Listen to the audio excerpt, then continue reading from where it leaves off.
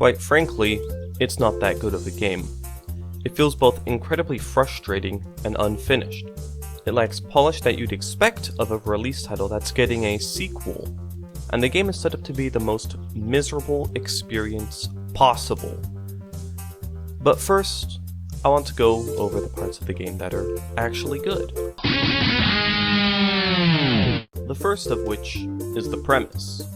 Building the car from scratch and then being able to drive it is quite satisfying and gives the player a very clear goal and makes you work for a result. Of course, this area of the game is still flawed, but what I'm establishing is that the bones of the game are quite solid. The second good part of the game, and the strongest aspect, is the atmosphere. The game oozes with personality and feels genuinely immersive, in spite of the game's low audio and visual fidelity. The game has soul. Driving to Tamos for the first time is a unique and strong experience. If nothing else, the game passes the vibes test, whether it's driving through the back roads, camping by the lake, or grabbing a drink in a pub, or relaxing in the cabin. The game maintains a cohesive feeling that no other comes close to. But that's all the praise I have for the game. It's all negatives from here. And with this, I'd like to talk about the truly objectively negative things first. These are undebatably bad things and make me think that the developer just couldn't be fucked to add it. Issue 1. There's no volume option. No, really, there's no options for volume levels at all. The only way to adjust the game's volume is to use your operating system's volume buttons. Quite frankly, this is absolutely stupid, and I fail to see any defense for it. Issue 2. No option for mouse steering. The developer added support for steering wheels, so clearly the framework for analog inputs exists, but for keyboard and mouse users, we just get the bare minimum. Many other games have implemented this control style. Why can't they? Issue 3. The save system sucks. And this isn't just me complaining about saves only happening at fixed locations. Rather, saving is incredibly obtuse. Not only do multiple things not get saved, such as items and object states, but in order to save, the game forces you to quit to the menu. There's no option to just save and continue playing. And what's more is that loading a save advances the time in the game. And if that weren't enough insult to injury, saving itself takes an unbearable amount of time. I have no idea why. The game's save file isn't particularly large, nor is the game particularly complex and open. And issue 4, making the terrible save system worse. You can't pause the game at all.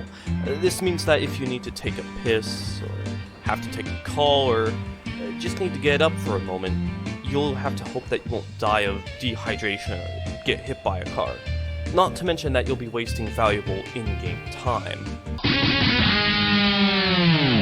Issue 5. The subtitles suck.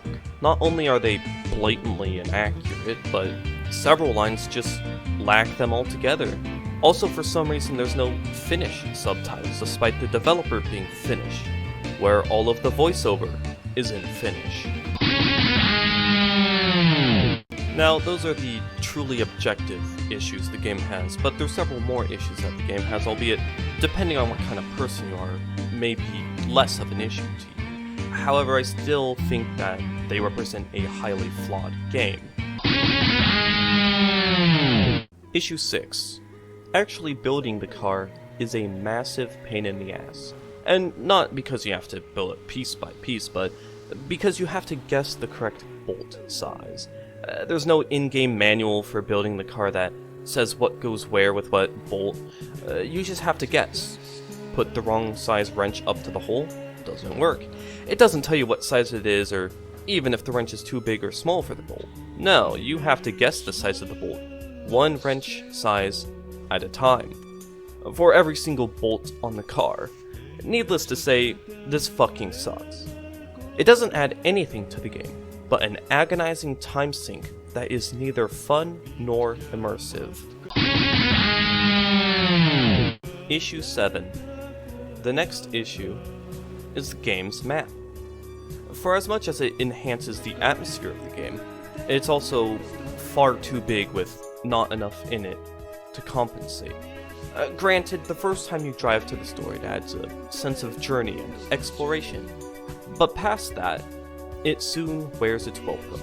And yes, it's a game about cars. I expect to drive in it. I expect to have to drive in it. But the amount of time you'll spend going from point A to point B is frankly absurd. No joke, it takes nearly 9 minutes to drive to the grocery store, one way, while I'm driving like a maniac. Here's a map of the game, annotated with everything on it. Now on a brief glance it may look like a lot, but half of the annotations are about randomized locations, and again, this is all of the game's content. You could easily half or quarter the map size and still have more than enough room for all the content. The game's map very inefficiently trades atmosphere for travel tedium, and makes the game a massive hassle once you commute a couple times and the novelty wears off. Issue 8. Though the most egregious example of the game being miserable on purpose is how prison works. So let's say that you're driving and take a corner a bit too wide, or maybe you just punch someone in the face or evade a speeding ticket. Well, now your game is stuck in more or less a purgatory state where you can't do anything meaningful until you get arrested and serve your sentence. How long? Well, one in-game day is 2 real-life hours, and punishments range anywhere from 2 to 10 days, depending on what you do. So, 4 to 20 real-life hours of the game running while you sit in gay baby jail, waiting for the clock to tick down. So God forbid you make a mistake or feel like messing around, unless you like watching paint dry. Issue 9. However, as bad as that is, you'll rarely be in jail. Something that comes up far more often is the game's awful item management. The player can only move items one at a time, no matter the item's size or how mundane it is. It's incredibly tedious. Hope you have fun moving all those sausages into your fridge. They rot, by the way. And granted, most of the items you buy from the shop get bundled together in a grocery bag for easy transportation, but again, most. And the bags themselves aren't that great either. You can't take a specific item from them. As far as I can tell, it's purely random. Also, you can't put items back in it either. Plus, taking items from the bag is still one at a time, so either way, you're going to have to shuffle things around a bunch. So yeah, the game isn't good, and I can't in earnest recommend it to anyone but the most hardcore of masochists, since it's a game where you have to hate yourself more than the game hates you. Yes, there are good aspects of the game, but those are vastly outnumbered and outweighed by the game's negatives. Quite frankly, half of these would be a very easy change, but I don't foresee the developer ever doing that.